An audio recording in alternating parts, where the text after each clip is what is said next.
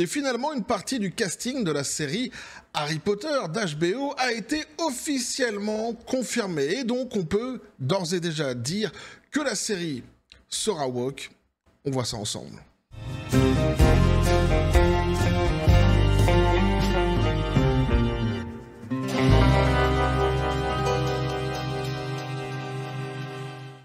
Et donc ici, eh bien, une partie du casting a été officialisée par HBO sur cette série, donc Harry Potter. Et donc forcément, il est officiel aussi de dire que cette série sera woke, petit qui a fait les copains.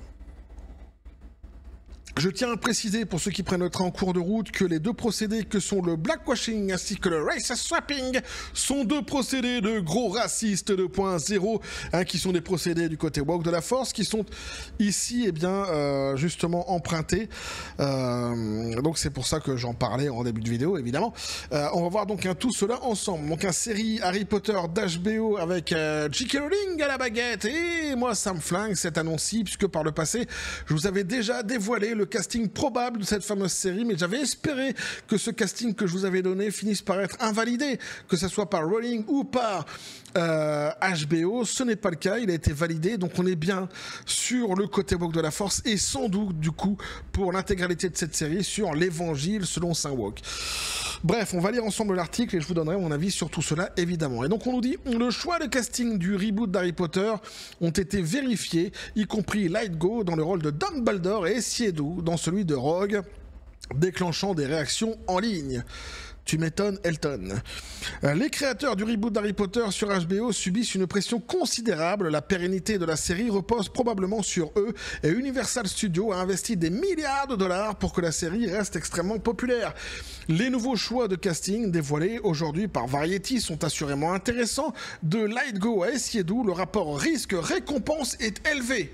Bah ouais, comme à chaque fois que tu implantes du côté woke de la force dans une production qui normalement en plus devait rouler sur les rails du bonheur, et si elle roulera finalement sans doute cette série sur les rails de mon indifférence, ouais, comme dirait évidemment notre champion à nous, tout le monde le connaît dans la pop culture, donc à la limite je peux donner un indice. Wish Lorraine, Sheriff ou alors, si ça peut t'aider à resituer le délire. Mais voilà, donc forcément ici, ça crée la controverse. Je sais pas si vous entendez la musique, les copains, je sais pas si mon micro l'enregistre, mais ici en Asie, ils sont en train de fêter la nouvelle année. Tu vois, donc tous les soirs, ça va être comme ça pendant une semaine, les mecs ils font la nouba, ils font la fête tous les soirs. Donc je vous partage un petit peu de l'Asie, si jamais vous entendez dans le micro, je ne sais pas si ça le capte, mais quoi qu'il en soit, je peux vous assurer que ça sécue. Ah, ça sécue. Donc HBO a officiellement dévoilé la première vague de casting pour sa très attendue série télévisée Harry Potter, marquant une étape importante dans l'expansion de la franchise vers le long métrage. La série décrite comme une adaptation fidèle entre guillemets, bon bah ça déjà dans mon cul, j'ai presque envie de dire.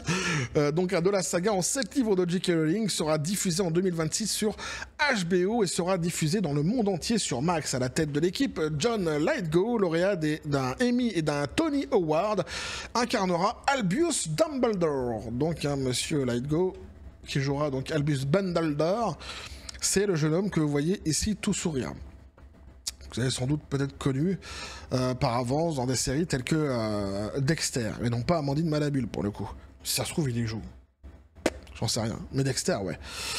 Donc Lightgo est a reconnu le défi que représentait ce rôle, précisant qu'il travaillait avec un coach en dialecte pour adopter un accent britannique, perpétuant ainsi la tradition d'une distribution majoritairement britannique de la série. Il sera rejoint par Janet McTeer, 2 fois nommée aux Oscars dans le rôle du professeur Minerva McGonagall. Donc c'est la jeune femme que vous voyez ici, donc tout sourire. Donc Minerva McGonagall. Sa vaste expérience du théâtre et du cinéma devrait apporter de la profondeur au personnage. Papa Siedu, acclamé pour son rôle dans I May Destroy You et Gang of London, a été choisi pour incarner Severus Rogue. Donc c'est l'acteur que vous voyez ici. Et forcément, bah oui, il ne ressemble absolument pas à la description qui a été faite de Severus Rogue dans les livres. Harry Potter. Donc ici, on est sur le fameux procédé du côté woke de la force de blackwashing, hein, tout simplement, qui est un procédé raciste qui consiste à décider qu'en fait, c'est une hiérarchisation des races par le prisme des couleurs de peau, c'est-à-dire qu'il décide qu'une couleur devrait prévaloir plus qu'une autre pour un rôle donné, et souvent en fait sur un rôle qui par le passé existait déjà et joué généralement par un blanc, ou encore mieux lorsque ce fut décrit précisément dans un livre, et que dans les livres justement en règle générale il était décrit ce personnage comme blanc. C'est pour ça que l'effet de blackwashing ici se fait et qu'on est forcément sur un racisme décomplexé, le racisme 2.0 de l'évangile selon saint Woke, hein, la hiérarchisation des races par les prismes des couleurs de peau. Ce qui est quand même assez terrible, parce que Papa Essiedu pour le coup en fait c'est un super acteur, il n'y a pas de souci, moi j'ai absolument rien contre cet acteur-ci, et le sujet en fait ne se situe absolument pas là, hein, puisqu'en plus je pense qu'ils avaient absolument la place de pouvoir l'intégrer, que le format série s'y prêtait allègrement, c'est-à-dire que J.K. Rowling étant la propriétaire de cette fameuse licence Harry Potter, puisque c'est elle qui l'a conçue, elle aurait très bien pu intégrer un nouveau sorcier qu'on n'avait pas découvert durant les films, parce que ici la série justement, le format série s'y prêtait davantage, de creuser davantage justement le monde d'Harry Potter et de nous faire découvrir un nouveau sorcier qui aurait été incarné par Papa Essiedu, sur lequel ils auraient pu capitaliser et développer une histoire justement en annexe. Ici c'est pas le cas, ils décident de prendre un personnage qui a été un personnage qui est cher au cœur justement des fans de la série Harry Potter, hein, qui est Severus Rogue tout simplement, et de le sacrifier sur l'autel de l'idéologie woke et sur l'autel du blackwashing, ce procédé raciste du côté woke de la force, et je le regrette amèrement, vraiment, pour le coup. Donc on nous dit ici, l'une d'elles, Essiedu voilà, est un choix intéressant pour plusieurs raisons évidentes. L'une d'elles pourrait être négligée, son âge. À 34 ans, Essiedu paraît peut-être plus jeune que son âge. Si l'on ajoute à cela les autres facteurs du choix, on peut se demander quelle sera la réaction du public. Le public est déçu, les fans sont déçus, et puis ça réécrit absolument tout.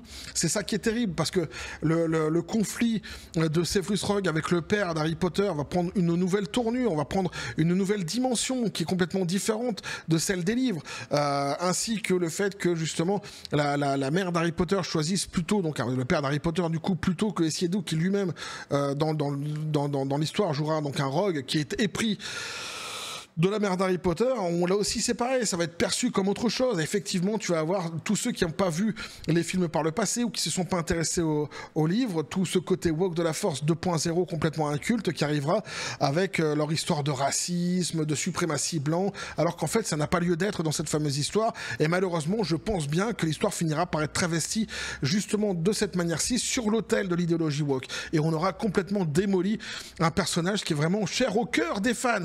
Est-ce que c'était pas est-ce que c'était vraiment trop demandé franchement pour cette série que de ne pas la sacrifier sur l'autel de l'idéologie woke? Putain, pour une fois quoi, juste pour une putain de fois quoi. Surtout que J.K. Rowling, c'est elle en fait qui a écrit les livres, donc d'abord elle fait ce qu'elle veut. Là ici ce qu'elle fait, elle le fait aussi parce qu'elle le veut, donc elle fait ce qu'elle veut, il y a pas de souci. Quand je dis qu'elle aurait pu l'ajouter à côté parce qu'elle fait ce qu'elle veut, ici aussi pour le coup elle fait ce qu'elle veut, mais elle trahit complètement les fans en fait. Elle trahit complètement les fans. Est-ce que pour une fois, ils auraient pu laisser tomber leur putain d'idéologie à la con? Parce que l'idée, en fait, de l'idéologie woke, avec ce fameux blackwashing, c'est quoi? C'est pas de prendre un personnage tierce qui viendrait, qu'on n'aurait pas connu et qu'on finirait par connaître, découvrir ici. Non, c'est prendre un personnage qui est connu comme un espèce de tremplin idéologique, justement, pour faire passer le message de la propagande.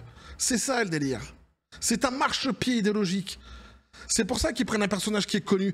C'est comme quand ils prennent une licence qui est connue pour la wokiser complètement. Pourquoi ils font pas leur propre licence à côté? Parce que quand ils le font, ça fonctionne pas. Parce que quand ils te font un Dustborn, personne n'achète le jeu. Donc ils vont te prendre une licence qui est hyper connue et ils vont te la wokiser.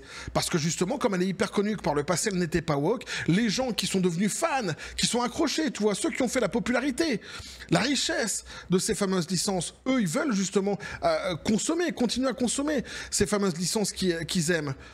Donc ils vont aller dessus, tu vois. Ils vont aller dessus. Et même s'ils y vont moins nombreux que ce qu'ils auraient dû aller, parce que justement le côté woke de la force se faisant, certains vont quand même aller dessus. Et la propagande sera faite. Là, la propagande, elle est right on target. Elle est mise dans ta gueule et tu peux pas l'enlever. Eh oui, parce qu'on a choisi un personnage qui est connu. Un personnage qui est cher au cœur des gens. Le message est passé. Voilà. Et les gens comme moi qui vont dire ça vont se faire insulter de raciste. Alors que le procédé en lui-même est un procédé raciste. Et que je n'ai absolument rien, une fois de plus, contre cet acteur-ci, Papa Essiedu, qui au demeurant, comme j'ai dit, est un bon acteur. Je le répète, pour les cerfs-volants, évidemment. Je parle pas d'animal. Là aussi, tu vois, le côté de la force se faisant, je veux dire, les cerfs-volants, ils vont imaginer un délire avec un cerf. Non, non, non, je parle de la vitesse de ton cerveau. Apparemment, c'est trop demandé que de respecter les fans. Voilà, une fois de plus. Nick Frost, connu pour son travail de Shaun of the Dead et Hot Fuzz, incarnera Rebus Hagrid. Donc c'est lui. C'est le jeune homme que vous voyez ici. Voilà. Parmi les autres acteurs figure Luc Talon dans le rôle du professeur Quirrell. Monsieur Talon, il est là. Rien à voir avec Achille.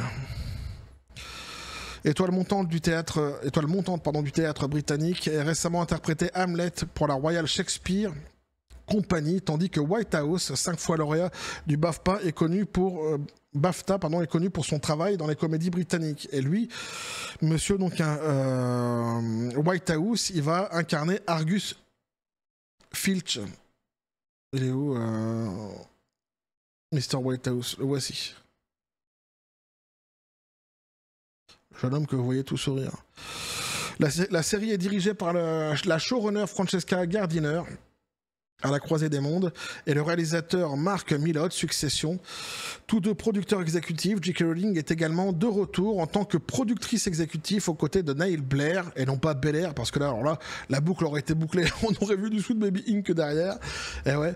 Ruth Kenley Letts et David Heyman, donc ce dernier ayant produit la série de films originale. Le tournage devrait débuter à l'été 2025 au studio Warner Bros.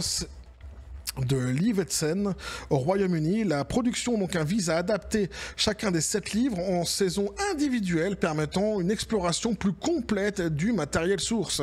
Un appel au casting ouvert pour le rôle d'Harry Potter, Hermione Granger et Ron Weasley ont été lancés en fin 2024 et plus de 30 000 enfants du Royaume-Uni et d'Irlande ont soumis leur candidature. Les castings pour ces rôles emblématiques n'ont pas encore été annoncés. Et là aussi, c'est pareil, tu vois, tu finis par te demander à quelle sauce tu vas être bouffé quand tu vois ce qui se passe actuellement donc avec le personnage de Rogue. Moi qui pensais que, tu vois, le trio, ils allaient pas le toucher, parce que, quand même, quoi, en fait, si. Ils en sont tout à fait capables. Cette adaptation télévisée représente une évolution significative de la franchise Harry Potter, offrant l'opportunité d'approfondir le récit et le développement des personnages plus profondément que dans les films originaux.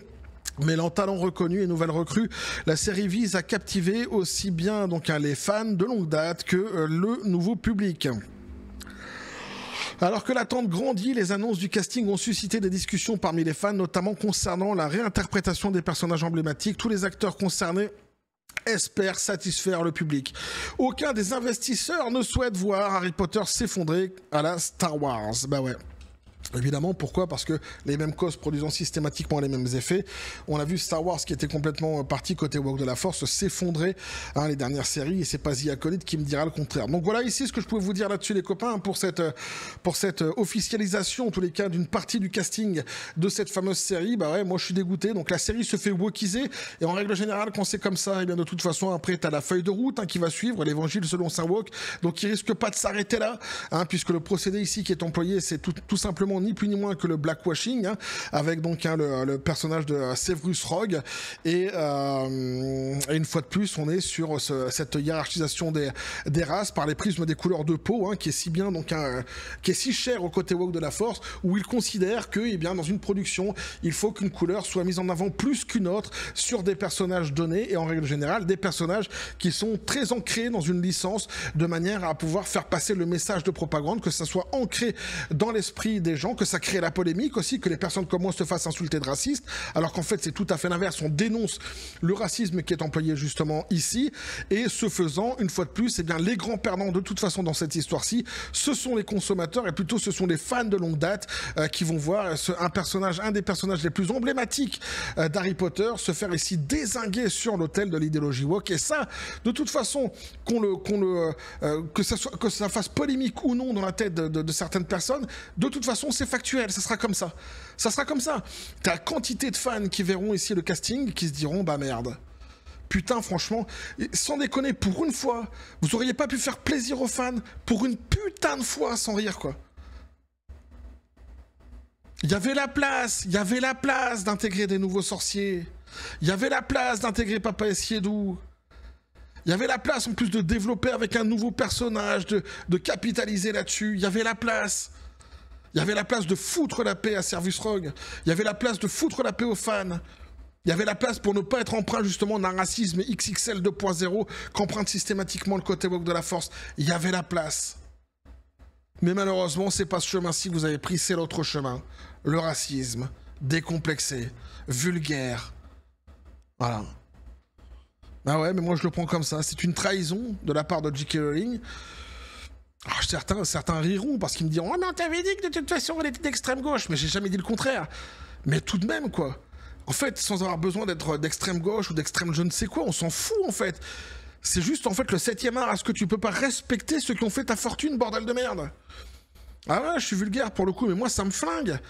Est-ce que tu peux pas respecter les gens qui t'ont fait?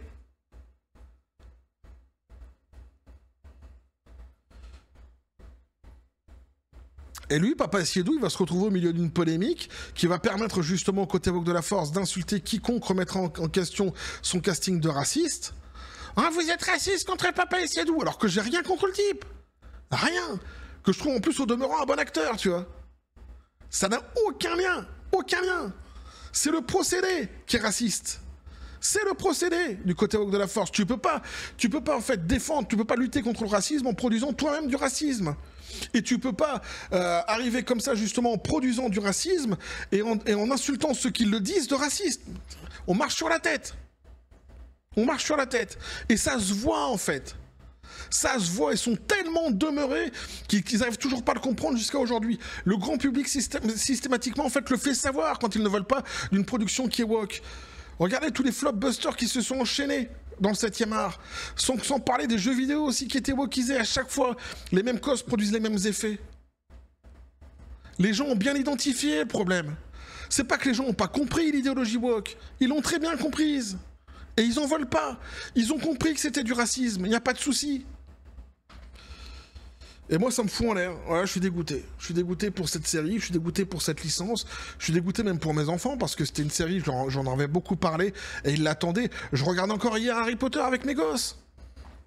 Les films. Donc ouais, ça me flingue. Bref, voilà ce que je pouvais vous dire là-dessus, les copains. Ouais, je suis grognon. N'hésitez pas à me dire ce que vous en pensez dans les commentaires, à vous abonner si le contenu vous a plu, activez la petite cloche pour les prochaines notifications, les prochaines vidéos qui vont arriver, à balancer un like, à partager la vidéo. Vous avez mon Xor, le Discord, le Facebook de la chaîne qui sont dans la description des vidéos. N'hésitez pas à venir, à basculer du côté de la force absurde, des réseaux sociaux, sur ce les copains, je vous dis comme toujours, la donne Spartan. Paix, félicité, pistolet à prout. Ah, il est pas gentil, il lui dit qu'elle aille en enfer avec sa série en parlant de J.K. Rowling. Mais je comprends. Trahison, disgrâce, l'esprit des woke est marqué sur ta face. Fou en l'air, moi. Que dire, que dalle. Bref, on va continuer à suivre tous merdier sur cette chaîne, toujours dans la joie et la bonne humeur. Et que la force soit avec vous.